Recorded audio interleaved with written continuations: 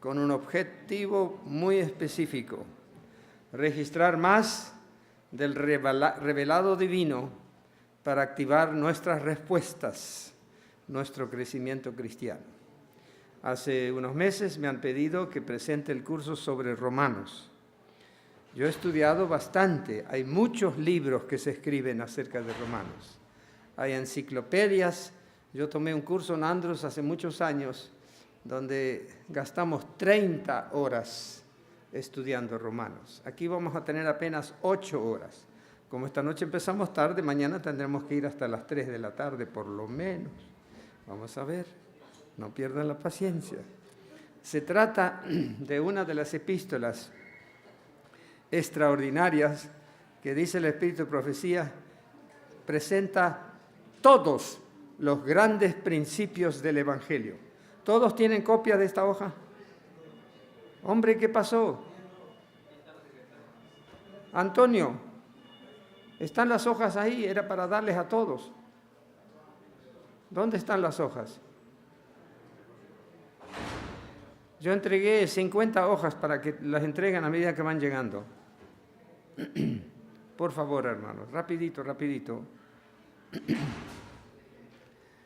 Estuve por muchas horas tratando de reunir los elementos más específicos acerca de esta importantísima epístola.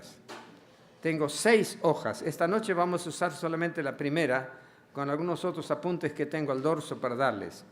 Hay más hojas, yo traje 50, así que debe haber más hojas por ahí. ¿Todos tienen ahora? Allá el hermano necesita una también. Ok. Me gustaría estar bien cerquita para no usar este mentado micrófono, pero vamos a leer el primer versículo. Pablo, siervo de Jesucristo, llamado a ser apóstol, apartado para el Evangelio de Dios. La palabra evangelio se usa 75 veces. Toma nota para ello. Anote si le falta un lápiz o algún papelito. Se usa 75 veces en el Nuevo Testamento. 60 son del apóstol Pablo. Él habla mucho de esas buenas noticias del Evangelio. Y querían que notaran que en su primer versículo él dice, soy apóstol apartado para esa proclamación. Ahora, voy a seguir detalladamente lo que está en la hoja que tienes en tu mano. Así que no me miren a mí, miren a la hoja.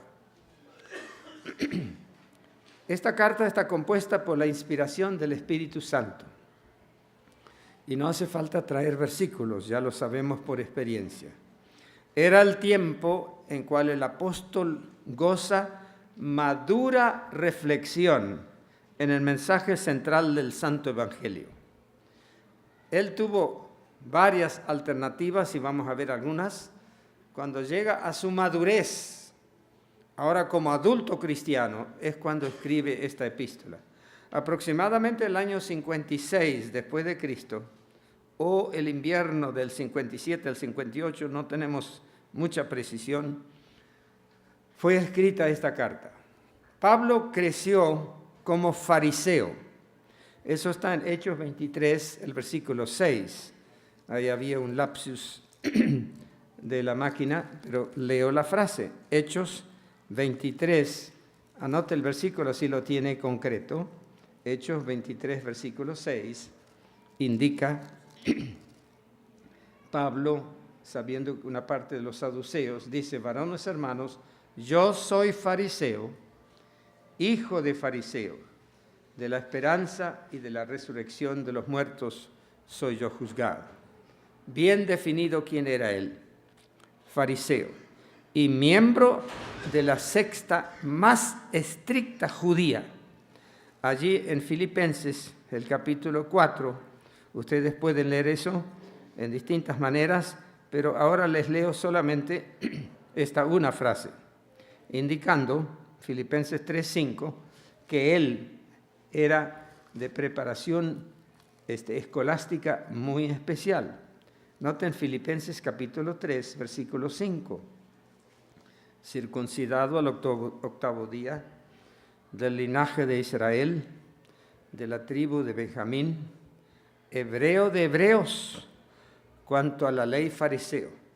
Era gente de cierta categoría, muy distinguido en esa época. Nótese eso. Ayudó en la dispersión del cristianismo por todo el imperio romano. Y ustedes notan que escribía a un costado 20.000 kilómetros. Si se suman todos los lugares como lo describe el libro de los Hechos, los distintos viajes, los lugares donde él estuvo, hemos sumado todos esos lugares y salen prácticamente 13.000 millas, o sea, 20.000 kilómetros.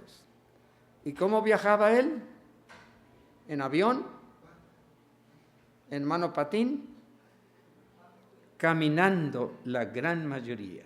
Algunos trozos en barco, sí, algunos pedacitos parece, algún lomo de burro, algún animalito, pero muy transitoriamente. Él realizó 3 viajes misioneros por todo el mundo mediterráneo, predicando incansablemente el Evangelio, que anteriormente trató de destruir.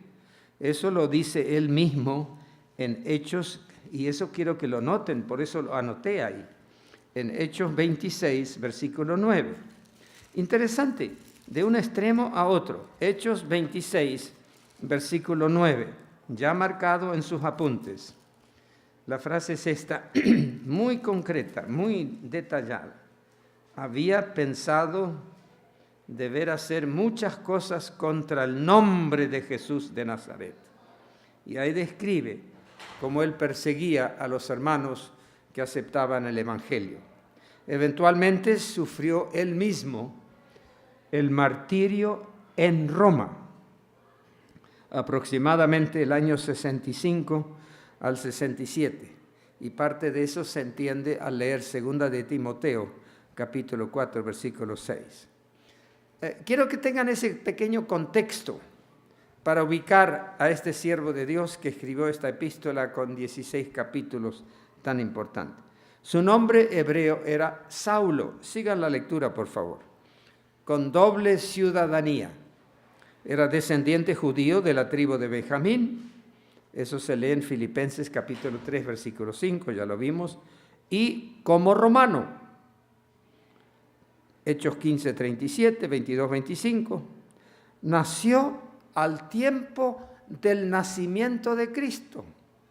Prácticamente en el mismo tiempo. 3 o 4 años antes de Cristo. No se pueden precisar los datos, pero a lo largo se llega a esa conclusión cuando se toman en cuenta todas las referencias que hay acerca, por ejemplo, del martirio de Esteban y otras cositas dentro del libro de los Hechos. Interesante tener eso presente. Agrega que allí en Tarso, donde él nació, que es al norte del actual país de Turquía. No tenemos el mapa para ilustrarlo, pero estoy seguro que ustedes pueden encontrar eso en sus estudios privados. Durante su juventud fue estudiante en Jerusalén con el celebrado Rabí Gamaliel. De alguna manera, estos señores fariseos trataban que en Jerusalén se produjeran los grandes hombres de teología y recogían jóvenes promisorios de distintas partes.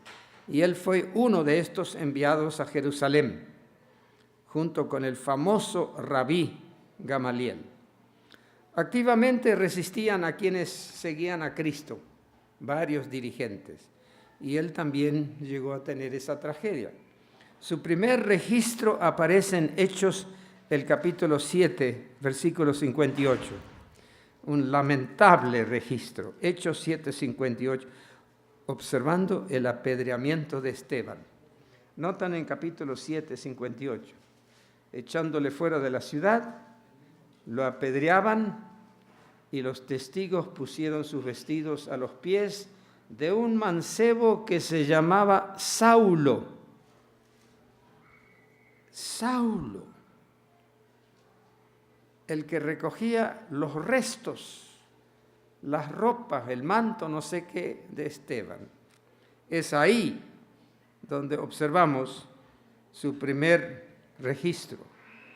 Pero convertido milagrosamente en camino a Damasco, allí en Bagdad, que ahora es Irak, allí en ese lugar, Damasco, alrededor del año 33, o sea, un poquito después, tal vez un par de años de la resurrección de Cristo y su ascensión, convertido milagrosamente en camino a Damasco.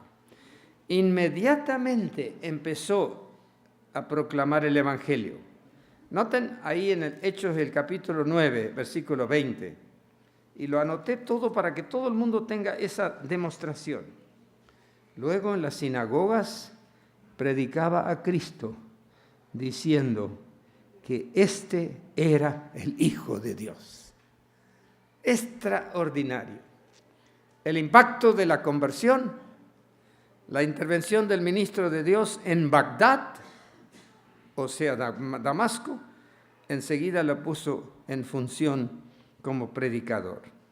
Noten eso, por favor, observando la transformación que sucede. Dice allí, escapa de Damasco, en el capítulo 9, no vamos a leer porque el tiempo corre rápido, y también en 2 de Corintios 11, yo quisiera que lo lean. Quedó 3 meses en el desierto, según Gálatas 1, los versículos 17 al 19. Repito, una vez que captó el Evangelio allí en Damasco, o sea, Bagdad hoy, al poco tiempo, al desierto. Ahí lo describe en Gálatas, el capítulo 1. Recibiendo en esos años, y algunos creemos que eran varios años, mucha doctrina como revelación directa del Señor. Y hermanos queridos, aquí hay un detalle de mucho significado para nosotros mismos. Sí, conocemos la fe de Jesús, ese pequeño folleto, pero es apenas una introducción al gran mensaje que Dios tiene. Notan aquí en Gálatas 1, versículos 11 y 12. Mas os hago saber, hermanos, que el Evangelio que ha sido anunciado por mí no es según hombre, pues ni yo lo recibí, ni lo aprendí de hombre, sino por revelación de Jesucristo. Y aquí podríamos detenernos usando el testimonio de muchos otros profetas, no solo de Jeremías, de Isaías, etcétera, para observar que Dios abre el entendimiento. Dios ilumina la conciencia. Dios, para el que tiene el buen intento de vincularse con Él, ofrece una etapa de crecimiento cristiano. Y hermanos queridos, yo quisiera invitarles a eso, que cada uno de nosotros tenga esa aspiración, que no se contente con lo poquito que se da en el folleto de la escuela sabática, con lo poquito que algunos otros presentan en un sermón. Es asunto tuyo. Yo me acuerdo el testimonio de mi abuelo, que en paz descanse. Él era luterano, pero empezó a leer la Biblia. Sí, le dieron algunos estudios bíblicos, pero él con su empeño, con su cariño por conocer la Escritura, mientras leía, se le abrió la vista y entendió que el programa de Dios es mucho más amplio que las proposiciones de una iglesia. La de él era luterana, o inclusive la nuestra, o cualquier otra iglesia. Hay un crecimiento que Dios busca en la vida y el entendimiento de cada uno de nosotros. Hay muchos versículos que hablan de este asunto, de extenderte, de que tu horizonte se abra y que tengas el cariño, la certidumbre de ser un hijo o una hija de Dios. Yo quisiera que eso se marque cuidadosamente, según Gálatas 1, 11 y 12. Seguimos a la hoja. Al tiempo Pablo fue arrestado en Jerusalén, y eso está en Hechos capítulo 21, etc., al apelar por César, y por lo mismo llegó a Roma. Y no lo vamos a leer. En Hechos los capítulos 27 y 28 describe toda esa travesía. Físicamente no era una persona impresionante. Él mismo lo describe en distintas expresiones. Yo leí una vez una descripción en griego donde hablan del apóstol Pablo, que era un chaparrón, como dicen en el sur, no tenía cabello prácticamente, era calvo. En otro lugar describe que tenía un caminar defectuoso. ¿Quién sabe otras cosas que le agregan? Pero él mismo dice, físicamente no era impresionante. Noten allí en 2 de Corintios capítulo 10, versículo 10. Algunos de estos que tienen un complejo, que dicen, yo no puedo porque si fuera más impresionante mi personalidad, Dios usa el cualquier tamaño que tú tengas. Dice aquí, a la verdad dicen, las cartas son graves y fuertes, mas la presencia corporal flaca y las palabras menospreciable. No era un voluptuoso que gritaba porque era un monstruo, no. Era un hombre humilde, un hombre que no tenía mayor distinción física. Aquí lo dice flaco, pero no sabemos más que lo que dice ahí.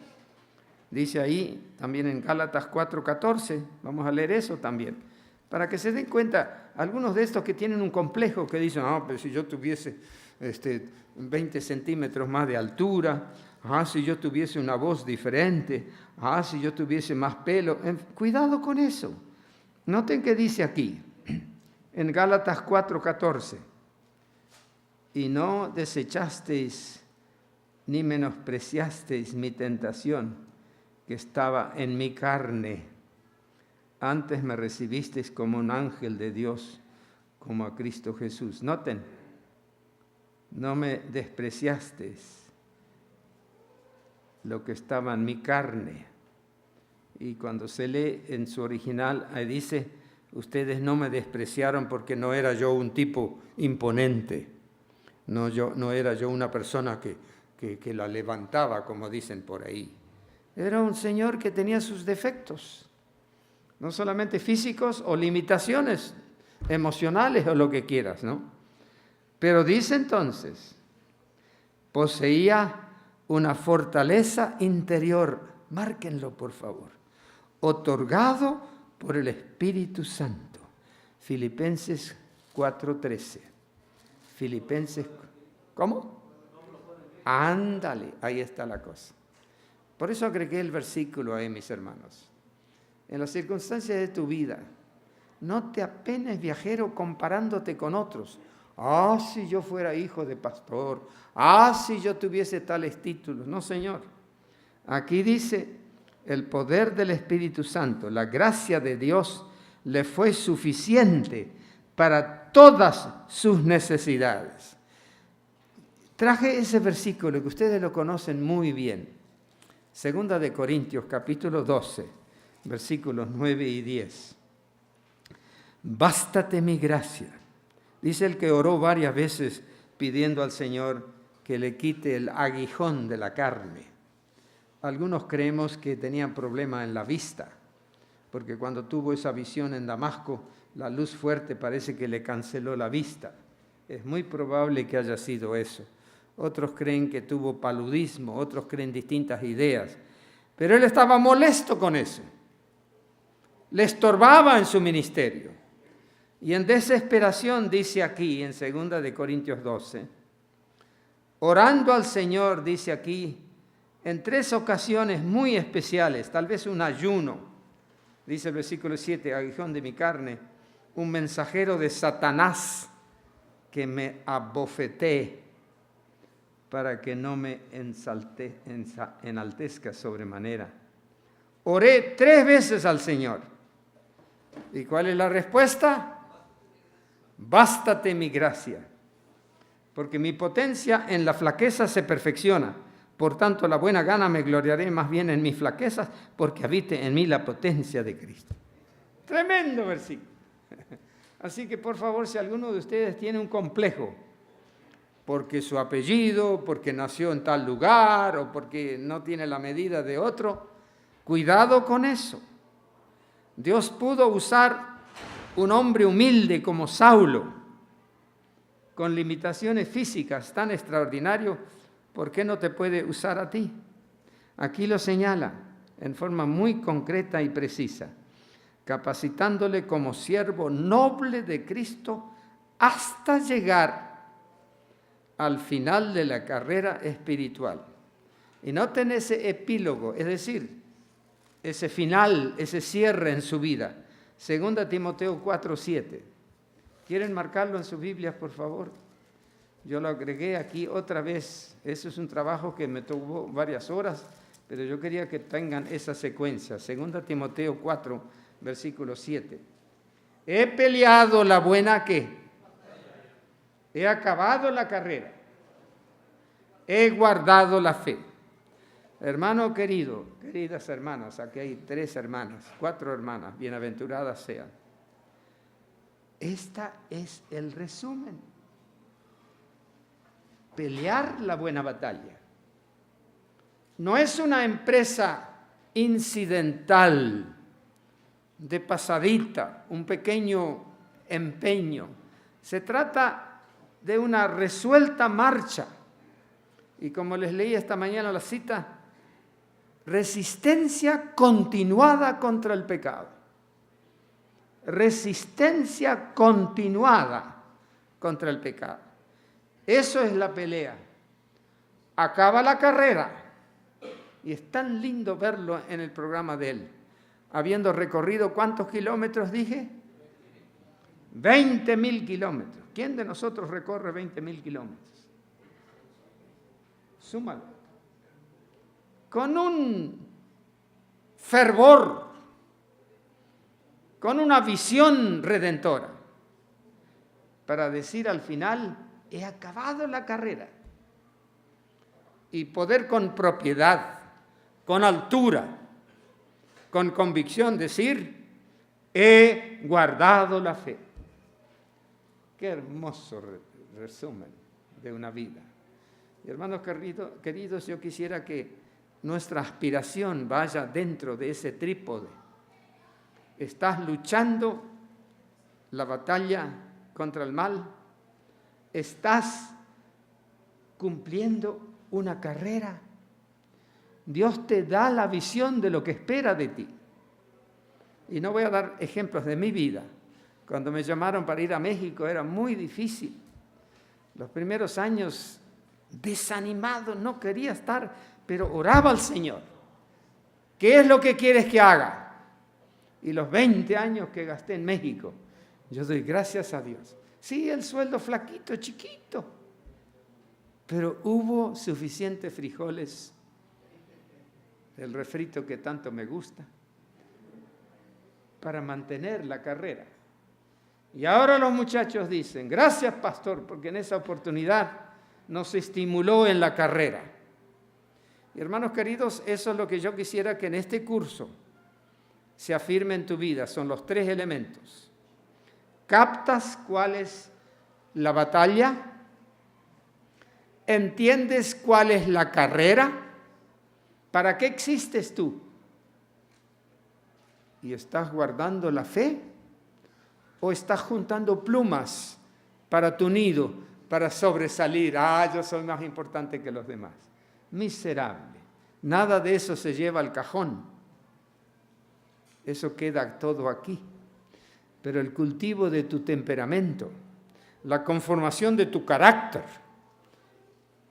la idealización del por qué vives, eso se capta mientras leemos ejemplos como el de Pablo u otros de la Biblia. Habiendo dicho eso, y ese es un versículo, yo no puse cruces al lado, pero en sus apuntes, por favor, ponga varias cruces al lado de 2 Timoteo 4:7, porque ahí están los 3 elementos. Peleado la buena batalla, acabado la carrera y guardado la fe. Esos son los 3 atributos, son las 3 notas distinguidas de un cristiano en maduración. Ahora seguimos la siguiente parte de la hoja. Parece ser evidente que esta epístola a los romanos fue escrito en Corinto. Y claro, no tengo el mapa aquí para mostrarlo, pero en la Biblia ustedes lo pueden observar. Fue escrito en Corinto durante la estadía de 3 meses allí en su tercer viaje misionero. Y no voy a leer lo de Hechos 21 al 3, ahí está. Indica que ahí estuvo y fue en ese lugar aparentemente donde escribe esta epístola. Quiero que lo noten. Colabora haberlo escrito en Corinto el hecho de que Gallo, él lo menciona en Romanos el capítulo 16, 23 y también en 1 Corintios 1, 14. Notan en los detalles. Y no tengo el tiempo para elaborar todo eso porque el poco tiempo que tengo se me va. Erasto, noten los varios casos que él menciona. Romanos 16, 23, 2 Timoteo 4, 20. Y por sus saludos y recomendaciones a Febe, noten ahí, a quien Pablo hace notar en Romanos 16, 1, de la iglesia de Cencrea, el puerto este de Corinto. En otras palabras, con esas referencias sabemos que estaba en Corinto. Y como hace referencia en el capítulo 16 a estos varios hermanos, allí en Roma, concluimos, y note bien lo que dije, concluimos que fue escrita en Corintos.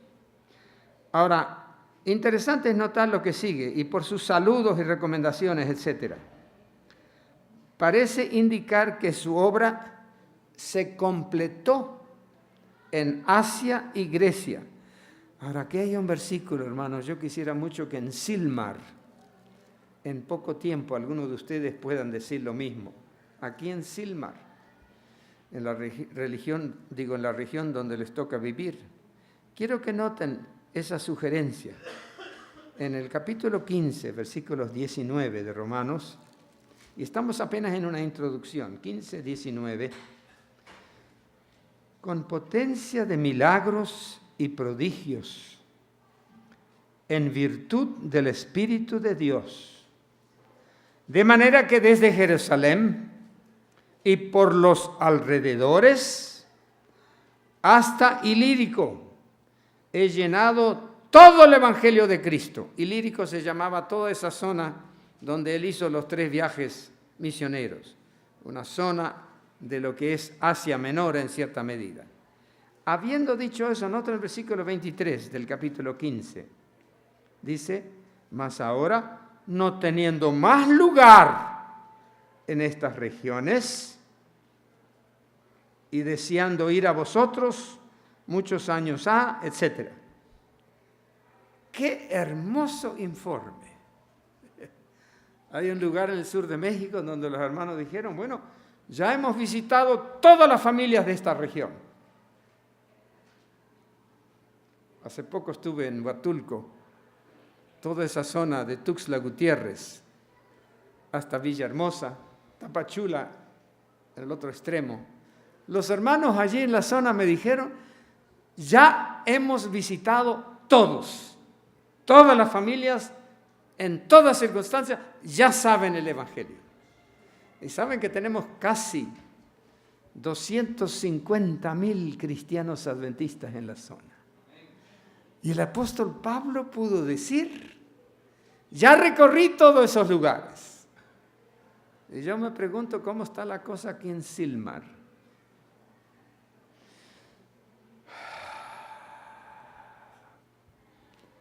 Yo quiero, lo dije esta mañana otra vez,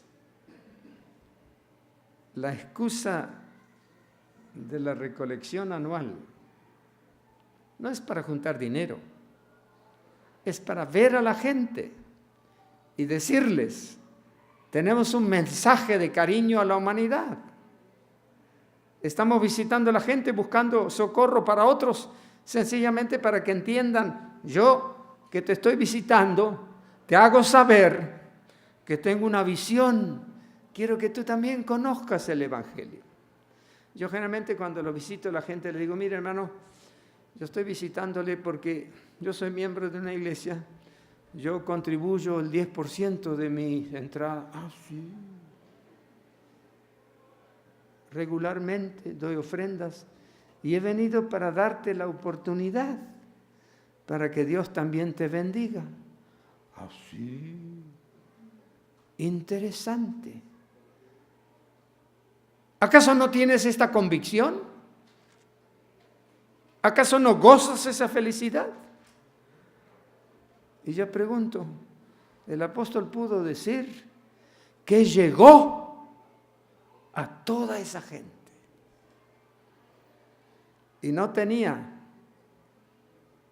televisión, no tenía agencias de publicaciones, no tenía teléfonos, pero en un programa continuadamente útil, con una efervescencia que cuando el fuego del Espíritu está adentro, te ubica en tu vecindario. Y hermanos queridos, no estoy aquí para darles ejemplo, pero yo estoy haciendo ese sacrificio en el lugarcito donde vivo con mis vecinos. Los he suscrito a revistas, le estamos entregando materiales. Ahora salió este nuevo cassette Info. No sé si ustedes saben de La Voz de la Esperanza. Hay un casetito chiquito que tiene más de 300 estudios bíblicos en 6 idiomas diferentes. Un casetito que La Voz de la Esperanza ofrece para que lo entregues a los vecinos para que ellos escuchen. Ni hace falta que le dé el estudio porque tienen el casetito como un DVD. Y fui a comprar una cantidad para darle a cada uno de los vecinos. Cuesta dinero, muy poquito. Pero prefiero hacer algunos ayunos y pensar, estos mis vecinos también tienen que conocer el Evangelio. Hermanos queridos, se trata de un sacrificio desesperado, porque el tiempo se nos acaba. Y qué lindo cuando el apóstol pudo decir, ya terminé el trabajo en esta zona. Nótenlo por favor. Completó en Asia y Grecia la obra y se propone ir a Italia y más tarde a España. Ahora noten la frase por favor en su hoja. En esta epístola ofrece en términos bien claros los grandes principios del Evangelio. Por eso querría, mis hermanos, que en las horas que vamos a estar juntos, al señalarlo, por ejemplo, Romanos 1:5, empecemos por ahí. No tenemos tiempo de señalarlos todos, por supuesto, pero quiero que noten uno de los principios, 1:5, por el cual recibimos la gracia y apostolado para la obediencia de la fe en todas las naciones en su nombre. ¿Cómo es? Aquí está el primer principio. La gracia de Dios se nos otorga, se trasvasa a tu entendimiento. Y dice, para la obediencia de la fe. Ese es el principio. Se te da algo para que goces la felicidad de ser instrumento en manos de Dios. Ese es el primer principio. Y quiero mencionar otro en el capítulo 2, versículo 16. Capítulo 2 de Romanos, el versículo 16. En el día que juzgará el Señor lo encubierto de los hombres, conforme a mi evangelio por Jesucristo. No por composiciones ocurrentes de Él, sino por el escrito está. Él recoge la instrucción del Antiguo Testamento y lo comparte para decirnos, como dice, por ejemplo, Isaías 45:22, mirad a mí y sed salvos. Y eso es lo que Él hace en esta epístola, para decirles, miren, hay una solución en este lapso corto de la vida, estar vinculado con Dios. Y aquí lo señala. Y ¿saben lo interesante? Por eso anoté ahí mismo, léanlo por favor. estando en Corinto, él escribe la carta a los romanos. Y parece que ahí mismo escribe también la carta de Gálatas. La carta de Gálatas es más chiquita. Ustedes todos lo tienen en su Biblia. Es un trozo más reducido, pero el tema es muy parecido. Noten que en esos preciosos enunciados que él tiene en sus 6 capítulos, presenta también los principios del Evangelio. Esa carta fue escrita ahí, junto con la de Romanos, porque las otras, Efesios, Filipenses, Colosenses y Filemón, fueron escritos en Roma cuando está en la cárcel. A ver si nos ubicamos bien en eso. Márquenlo, por favor. Aquí en Corinto, él escribe la carta a los romanos y aparentemente también la de Gálatas. Las dos se consideran la teología más extensa del Evangelio. Pero más tarde, cuando él está en la cárcel en Roma, escribe Efesios, Filipenses, Colosenses y Filemón, que son cartas de estímulo para que sigan en la fe. Pero aquí en Romanos y también Gálatas presenta los principios del Evangelio. Cristo es el único que salva, Él es el poder y necesitas recurrir a sus proposiciones. Ahora vamos a leer un poquitito, ya me dijo el pastor que hay que tener un poquito de recreo. Roma fue fundada en el año 753 a.C. No se la menciona hasta recién en tiempos del Nuevo Testamento. Tenía más de 1 millón de habitantes, mayormente esclavos. Los edificios magníficos como el Palacio del Emperador, el Circus Maximus y el Foro, pero los barrios circundantes desfiguraban, una miseria. Casi todos eran esclavos. De paso, la tradición indica que Pablo fue martirizado fuera de Roma, en la Vía Ostia, durante el reinado de Nerón. Eso lo damos una referencia muy de pasada.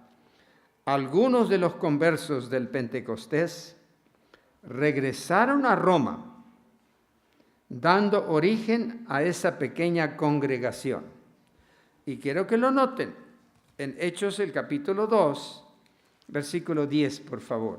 Hechos, capítulo 2, versículo 10.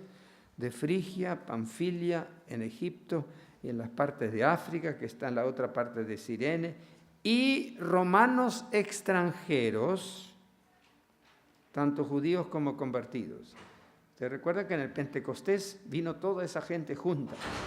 Y aparentemente algunos de estos hermanos que regresaron a Roma formaron el pequeño núcleo, la iglesita ahora a la cual Pablo escribe su carta. Y ya vamos a tener el recreo enseguida. Y ahí mismo se nos dice que esa pequeña congregación, Pablo intentó varias veces de ir hasta Roma. Eso lo dice en Romanos 1:13. Y lo señalo aquí para que cuando hagas tus clases a tus hermanos, no quiero, hermanos, que ignoréis, en Romanos 1:13, que muchas veces me he propuesto ir a vosotros, empero hasta ahora he sido estorbado, para tener también entre vosotros algún fruto como entre los demás gentiles. ¡Qué interesante! Habiendo recorrido 22.000 kilómetros, varias veces tuvo la intención de ir a Roma, y dice, él fue estorbado. No sé qué habrán sido los elementos, tal vez su salud en algunos momentos. Tenía varios propósitos en mente, y los vamos a ver después de un pequeño recreíto. ¿Quieren levantarse y respirar hondo? Hay dos que están cansaditos, pobrecitos, ¿está bien? Yo también estoy un poquito cansado, pero vámonos.